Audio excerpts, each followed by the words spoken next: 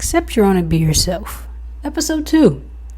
Now, during the last episode, I don't remember when was the last time I posted that, and I don't know when I'm going to post this episode. But anyways, during the last episode, I talked about why I believe I am supposed to be talking about, this topic right now at this given moment in time, kind of where I got, how I got to where I am today, and all that good stuff. And if you want to watch that, you can feel free to click the link below. I'm going to add it to the description of this video. And you may be wondering, why am I doing a voice memo this time? Why am I recording this as if it's a podcast? And that's because I'm experiencing some very interesting health issues for the last 2-3 weeks. First, I started at some severe tooth pain. I had a procedure where I got that situation handled, and then after that, literally last week Friday, my body started breaking out in hives, and I think it's because I have way too much in my system, because one, I'm not really used to taking medication like that, and I was on a lot of medication. I was on a lot of painkillers because I was just in so much pain. My goodness, it was terrible. But anyways, that's why I've been MIA. That's why you all are not going to see me today, because my skin is still healing. But anyways, nonetheless, this episode is going to be about anxiety and doubt, because not too long ago on my Instagram page, I asked my followers what they believe was hindering them from reaching the success that they desire in this world and in this life.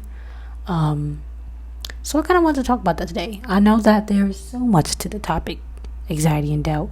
And of course, I'm going to touch on different parts and different areas at a different time. Because in my opinion, if you have fear, anxiety, and doubt, and at the root of anxiety and doubt, in my opinion, is an inch of fear. Even if it's a little fear, it's still fear. If you have all of these things, there is no way that you can really and truly accept your own and be yourself, because you have all this stuff living in your head. You're traumatized, and you have a non-realistic perception of reality because of the things that you have been through, because of the things that you have told yourself, and etc. So anyways, before I get into anything, I want to first define the word anxiety first, and then we're going to go into doubt.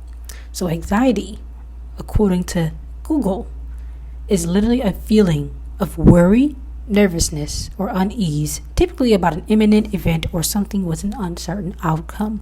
So basically, anxiety is normal. It's a normal response. It's a normal bodily response or normal emotion to an uncertain, uncomfortable situation.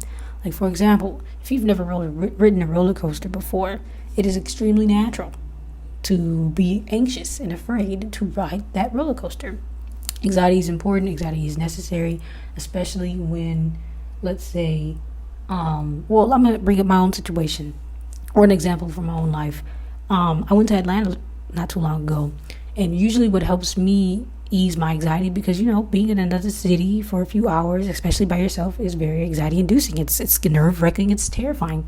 So for me, in order for me to minimize my anxiety, because the anxiety is going to be there, because of course it's a natural response.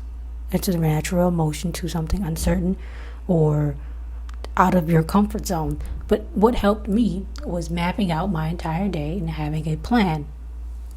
So, when it was time for me to get back to the airport, I knew that I should get there at this time, because, just in case the TSA line is going to be extremely long. So I needed to figure out how I was going to do that. And mapping all of that out before I even went on a trip definitely eased my anxiety. So when you have anxiety, know that is a natural response, and it's okay to have it, and it's never going to go away. But it becomes a problem when it stops you from doing the things that you need to do and doing the things that you should be doing to progress in life. For example, if you are anxious and it makes you uncomfortable to speak up for yourself, if someone has done you wrong for years and years and years, but because you get anxiety when it comes to just bringing up your own issues or how someone has hurt your feelings, or if it makes you anxious to reach out to people, if you have a business and you don't really like asking people for stuff because it makes you anxious, that's when it becomes a problem, because now anxiety is stopping you from doing the things that, you are supposed to be doing. And specifically, if you are a believer in God, if you are a believer that you are a vessel, anxiety will stop you from doing what Allah or God is telling you to do. So anxiety is something that you definitely need to work with. I highly recommend you check out Fear, Faith, and Truth. That lecture has done wonders for me. I'm also still on the lookout for more lectures in regards to anxiety, but really, if you dig deeper into the definition of anxiety, it's literally just nervousness and worrying about something that has not happened, or it's just worrying about uncertainties, and it's just being concerned, which is normal. It's just extremely normal, which is why, again, if you are someone who believes in God, which is why you have to have faith in that, which is why you have to believe in God and know that He has you at all times, no matter what happens, because anxiety will literally ruin your life, and that is just emotion. But anyways, I will list the lectures which you all can watch that I have watched that has helped me. And I'm going to have to do another video on how you can what helped me overcome and manage my anxiety. So, yeah, that's anxiety. Next up, we have doubt. And according to Merriam-Webster Dictionary, doubt is, if it's defined as a noun, is a lack of confidence, an inclination not to believe or accept, uncertainty of belief or opinion that often interferes with decision making, a deliberate suspension of the judgment. Now that is very important, because doubt is very, very hindering for many of us, me included. And I have learned again that is another human emotion. Doubt is normal. Doubt is very real, and it can control your life.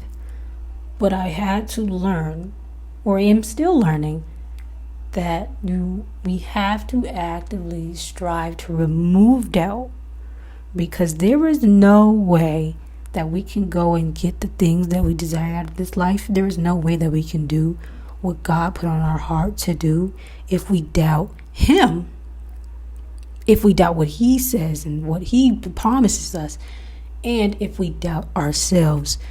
It's just two things can occupy space at the same time. It's just impossible. So, before I read this excerpt from the book A New Way of Life from A.Y.O Muhammad, may Allah be pleased, in which I recommend that you all check out and read, because this book literally is so mind-blowing, especially when it comes to mentally preparing yourself for a new way of life, because that's literally all, walking into a new existence is. It's changing your mind. You change your mind, you change your life. But anyways, before I get into that, I wanted to share this story about me moving to Chicago, because if you are not aware, you may not be aware. Last August, I moved to Chicago. But I've wanted to move to Chicago since 2021, really since I was 16, but it didn't become concretized. It didn't solidify that I needed to be in Chicago until 2021 for various reasons. But I knew I wanted to come and live in Chicago. I just had no idea how I was going to get here. So 2022, last year, my lease was going to be up in my apartment in Milwaukee. And I said, I will be moving. But, at the time, I didn't really have a job. I was struggling to get by. There was really no way that I could move to Chicago with how I was living, my financial situation, my mental situation. It didn't make sense. I was not supposed to be in Chicago. But I had faith. I was so faithful that I will be moving to Chicago, even though I didn't have the money. When I tell you I was taking apartment tours with maybe $200 in my bank account, and that's it. No savings, no nothing. But still going on tours, looking around. Because I'm someone who has to be exposed to things. I have to see it to believe it. So when I take the tours, I always map out, what I need to go do so that I can make this money so I can move here. But I doubted myself, ladies and gentlemen, the whole time. And it was crazy because earlier in the year 2022, I've just been working with Allah God every single day because, again, I was unemployed, but I had rent, I had a car to take care of, I had a whole house to take care of, and I was able to just get by every single month. It was like actually a little crazy how I was able to survive and how I'm still able to survive. But anyways, I doubted myself. One, because my family were starting to doubt me, or they doubted me from the jump because they knew I didn't have any job, and they knew I really didn't have any savings. Like, it didn't make sense for me to want to move somewhere when I didn't have any money, especially somewhere like Chicago when it's extremely expensive. But I did not let that doubt stop me. It was eating me alive. How I was battling with these conflicting feelings. Like, I had doubt that I wouldn't be able to accomplish the goal, like make the money in enough time, but at the same time that didn't stop me. I kept moving. I had a plan, I executed the plan, I prayed, and I just kept moving even though I had the doubt. And lo and behold, literally the day I signed my lease, the day they took the money out of my bank account, first month's rent, that's when I made the money and I was able to move to Chicago comfortably.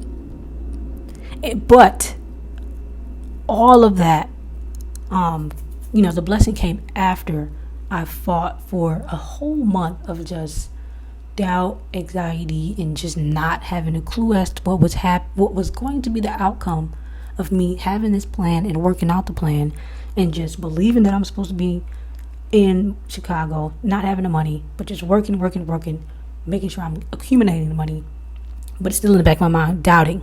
So I prayed, and I just kept working.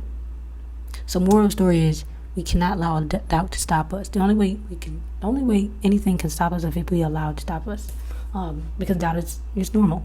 And literally ever since that moment in time, ever since that day, I've prayed to Allah that He helps remove me of doubt, because doubt that's something. And I still battle with it today, of course, because I'm a human. But I have learned that so much.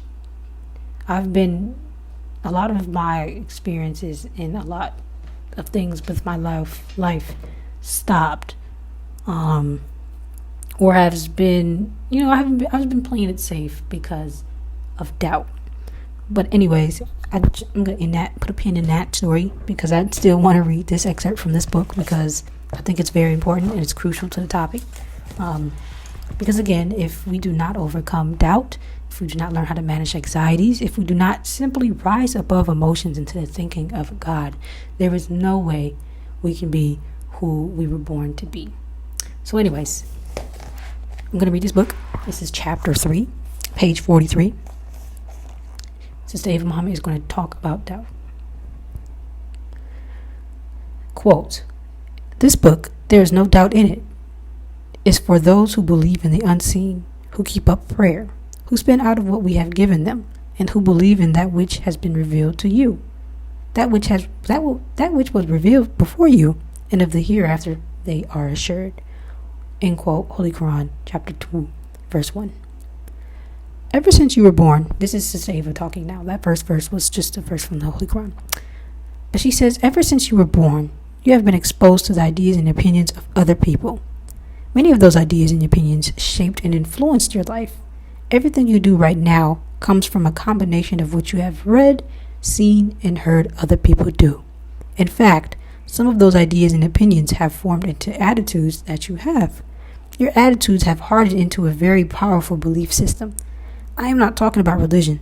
I am talking about your way of life. Minister Louis Farrakhan is really the most controversial figure in America. He is without question the strongest black man standing up and speaking on our behalf today. He has a message that is so revolutionary, it makes many people feel that they have to abandon cherished beliefs in order to accept what he is saying as truth. I am asking you today to open your mind and be willing to listen. For your own sake, I am asking you to be willing to test your daily reality and find out if your definition of what is possible and what is not might need some revision. I submit to you that unless your life is perfect, unless you have everything you want, unless you have no frustration, then you have no reason not to hear a viewpoint that might be different from your own. This book, there is no doubt in it. Why would you put a book out and talk about what's not in it? Most authors go on the Today Show or BET and talk about their book. Nobody says, I have a new CD and let me tell you what is not on it. God comes out with the book, and the first thing he says is, this is what's not in it. What's not in it is doubt. What is doubt? We want to get into why he said that. To be doubtful is to be uncertain about something. It is to hesitate to believe. It is to distrust or question a thing. If the definition of doubt is to be uncertain, then what is certainty? That which is certain is established as truth, unquestionable, indisputable, and without fail. What is wrong with doubt? What's wrong with being unsure? Minister Farrakhan said, doubt is the mother of hypocrisy. What does he mean? Doubt, beloved, causes damage to the mind. It's a disturbance to the mind. The mind and the brain actually undergo weather patterns. All that is on the outside of us is a reflection of what is on the inside. That is why Jesus said, seek ye first the kingdom of heaven and its righteousness, and all these things will be added unto you. Once you can set up a mindset within yourself that peaceful, joyful, filled with abundance, then all these material things on the outside that reflect that state of mind will be added to you. When you have doubt, you are creating a weather pattern in the mind. The brain produces weather in your head. You've heard people say, I had a brainstorm. We all prefer a nice, clear, sunny day like this one. We don't like days where there's lightning and thundering. But let me just tell you something about a clear day.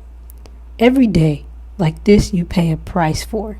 Because whenever there is a clear day like this, the earth is giving off energy and its energy is depleted. When you run your car, you're using your battery. In order for you to have a smooth ride, the engine has to give up some of its energy. In order to produce and clear and sunny day, there has to be energy usage. The only way that energy lost on a clear and sunny day can be recharged is with lightning.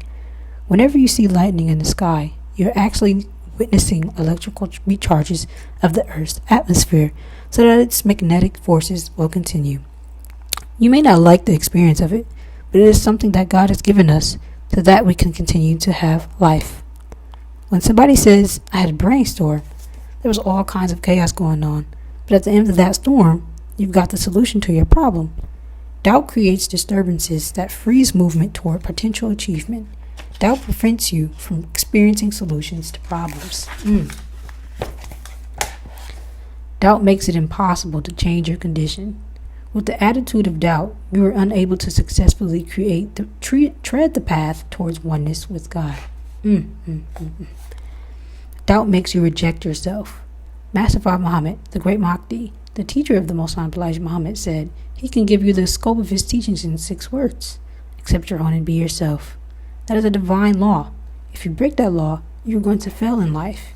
If you don't accept who you are, if you don't become yourself, you're not going to be successful.